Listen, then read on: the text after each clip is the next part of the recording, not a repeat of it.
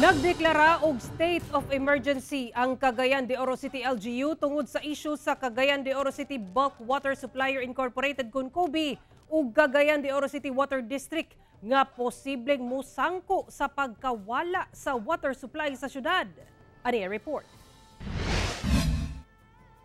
Mayo 1 ning tuiga, pinasikad sa Executive Order number 196-2024, gideklara ni Cagayan de Oro City Mayor Rolando Uy nga ipailawom sa state of emergency ang tibuok syudad. Among deklarasyon pinasikad sa nagpadayong issue sa Cagayan de Oro City Bulk Water Supplier Incorporated Concobi o Cagayan de Oro City Water District sa giingong utang niini nga miabot na sa sobra 429 million pesos.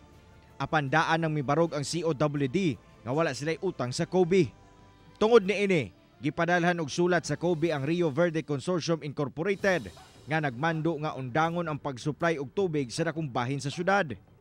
Gilatid sa executive order ang pagpadali og lihok sa incident management team, ilabi na sa pag-ila sa mga lugar nga maapektuhan sa water cut-off, ingon man ang mga posibleng aksyon sa kagamhanan.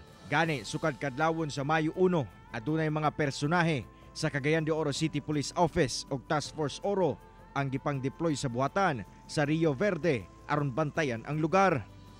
Sa statement nga gipadala ni Engineer Antonio Yang sa COWD sa GMA Regional TV 1 Mindanao, gipadayag niini ang ilang mga lakang aron dili mawad-an og tubig ang syudad.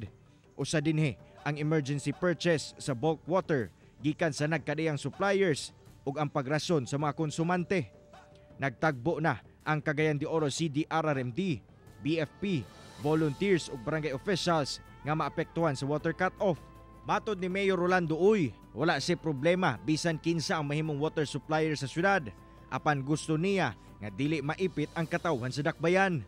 Mismo sa Kobe, dili ko musupak, apan usa lang ang akong ihangyo. I-resent lang, i-resent.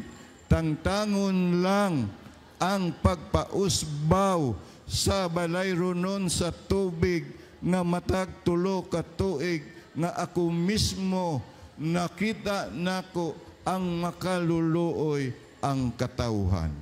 Nakatakda sab nga magpahigayon og special session ang City Council aron malatag ang probisyon sa gideklarang state of emergency. Kauban si Makoy Simpron sa kamera. Ako si Cyril Chavez para sa One Mindanao.